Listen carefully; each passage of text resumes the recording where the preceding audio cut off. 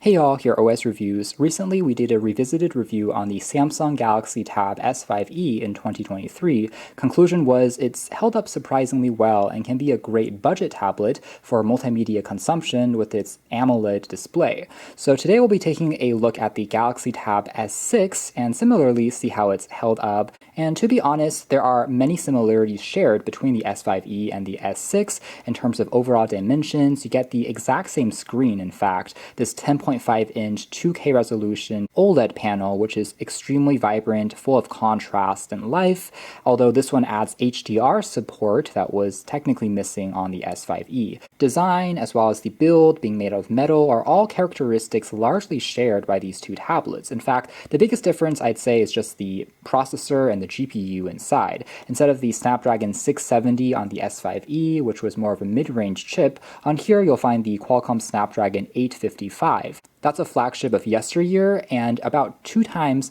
the CPU and GPU performance of the Snapdragon 670 package. So you will get a faster, more responsive overall level of usability. You'll also find the same 7,400 mAh capacity battery, but on a 7nm processor, it's actually a little bit more energy efficient, and this thing is able to last around 8 hours to 9 hours of screen on time, even on a used model, along with the same quad speaker setup, which is tuned by AKG and still offers excellent sound that is pretty much par and par identical to that of the S5e in terms of the volume as well as the richness for a tablet speaker.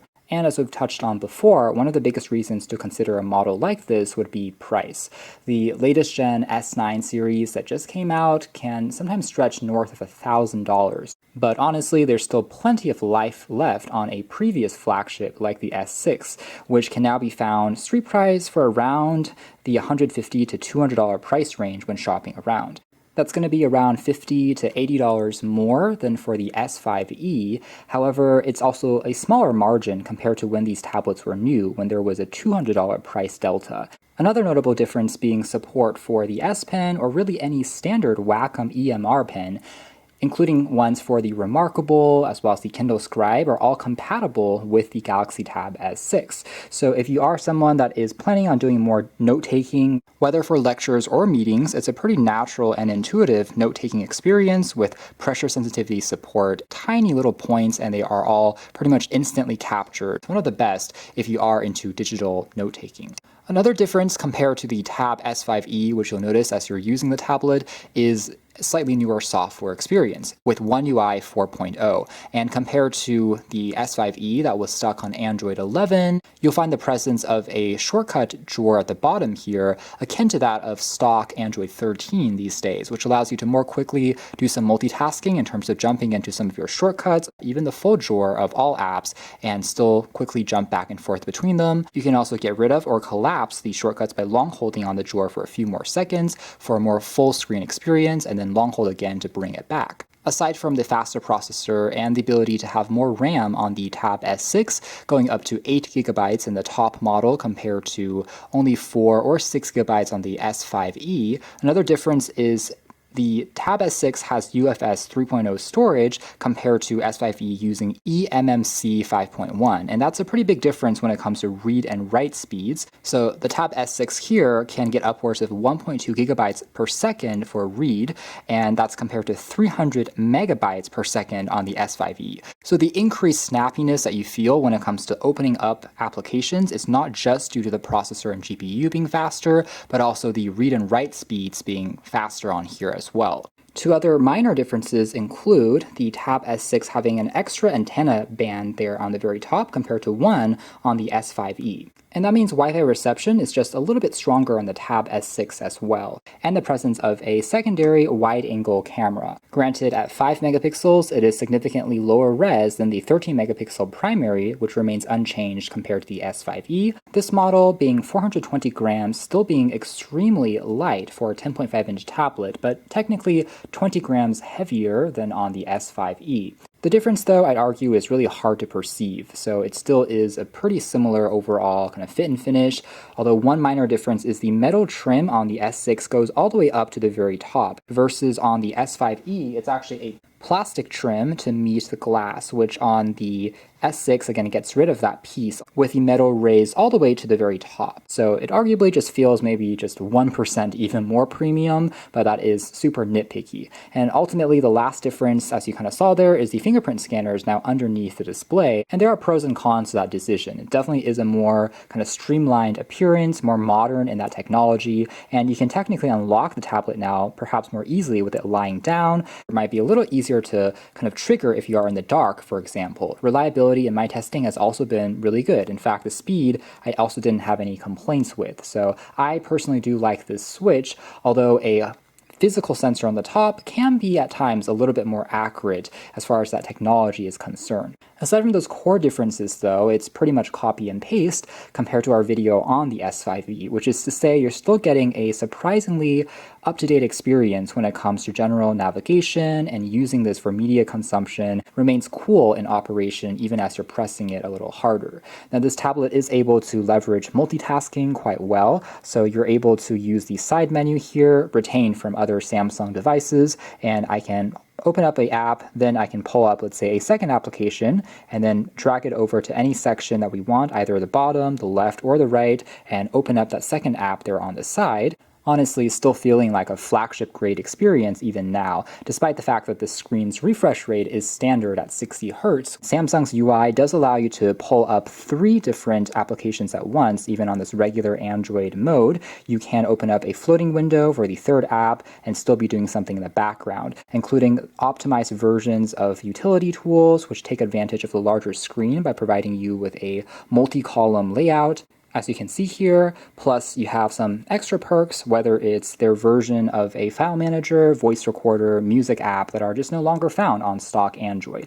That being said, Samsung does have some duplication with stock Android and Google, so they also have their version of the internet browser plus the Galaxy Store in addition to the Play Store being pre-installed, so you won't use 100% of kind of both versions of apps that are trying to do the same thing, but at least you have the choice, and in some cases you are able to disable or uninstall some of those things. And the front-facing camera is still positioned on this kind of portrait orientation as opposed to horizontal. That might be a little bit more natural and something that Samsung has since adopted on the Tab S8 and S9s, but it is what it is, certainly still works. At the very bottom, you have access to the Type-C port, which does provide video output and charges at 18 watts, the battery in here topping up in around 2.5 hours.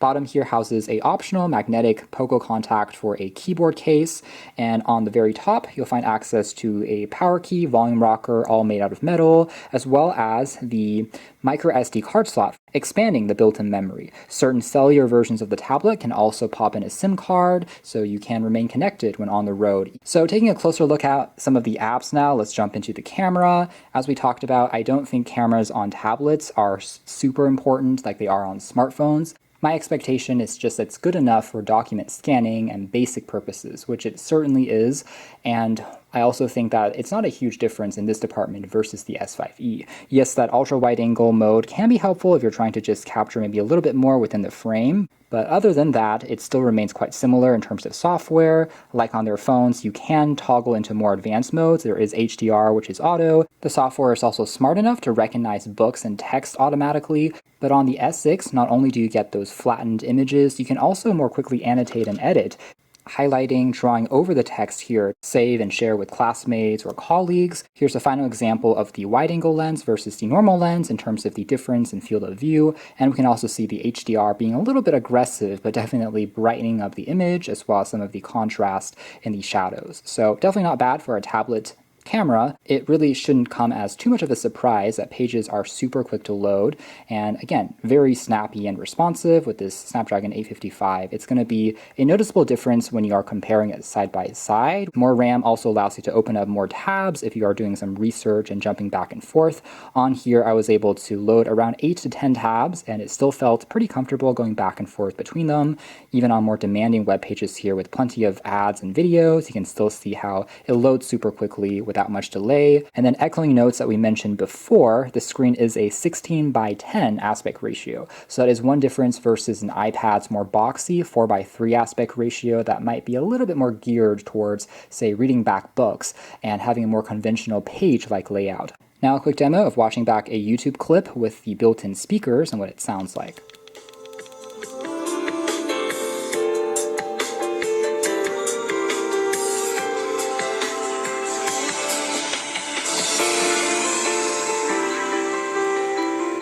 Takeaway being that these AKG quad speakers are virtually identical to the S5e, which is not a bad thing at all. It is surprisingly full for such a slim tablet. Even at maximum volume, it doesn't really distort or sound too tinny, with even a touch of bass. One of the better tablet speakers that I've tried out, I have to say, and just makes the entertainment experience that much better. Again, this thing is super quick to load. Improved antennas means that even 2K resolution YouTube clips are pretty much instantaneous once you hit on play. No issues at all when it comes to dropped internet connectivity, almost full bars, and having Widevine L1 cert, meaning that if you are, say, in Netflix, you'll be able to take advantage of HD playback, something that cheaper tablets sometimes omit in terms of certification, and as a result, you can only watch back in standard res. You can also trigger DeX mode or Samsung's desktop mode pretty easily from there. So this is a experience which was first introduced on their Galaxy S flagship smartphones if you connected it to an external monitor, providing a Windows or Linux-like environment that is easier to use with a keyboard and mouse.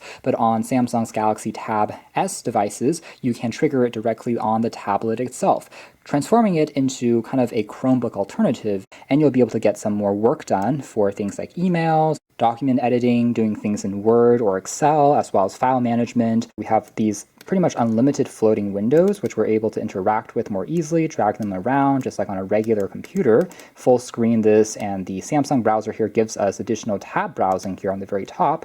And echoing what we said before, this is a great display, again, for things like annotating PDFs, even doing a bit of comic book reading just because of how good this OLED display is. Although, again, the aspect ratio might be just a touch more wide compared to something like an iPad. Now, when it comes to doing some gaming, as well as additional third-party apps from the Play Store, there's nothing that you can't install. Even more graphically demanding games like PUBG, Asphalt, as well as Sky, like in this example, all load up very quickly and get a pretty smooth overall level of interaction. Definitely an area which is going to get you a better, more fluid level of interaction as compared to the S5e with its more mid-range Snapdragon processor. And even if you're not a gamer, another argument is it's going to be able to hold up a little bit longer as well, because apps and software will eventually become heavier on just resources.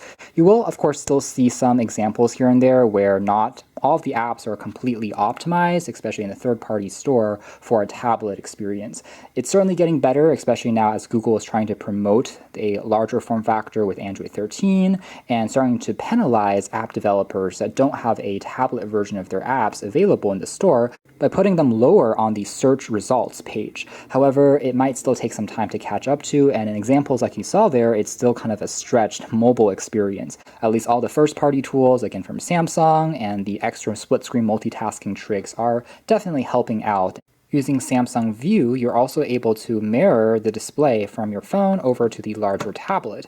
And when the tablet is charging, there's also something called the daily board mode, which will display different cover art as well as photos. You can also take a look at alarm, time information, quickly doodle for a note, as well as control smart home appliances that are in the Samsung ecosystem. It's a pretty similar concept to what Amazon and Google have with their smart displays. So that is more or less it as far as our revisited look at the Samsung Galaxy Tab S6. It's a pretty significant price difference versus the latest gen models of the Galaxy Tab line. And so if you are okay with getting a model that might not be the latest and greatest, this shows that there's still plenty of life and value out of this thing. In fact, it might be just one of the best value Android tablets right now for this budget price range. You can check out more details if interested in the links down below, but for now that's been our video. Thanks for watching here at OS Reviews. That's been the Tab S6 Revisited.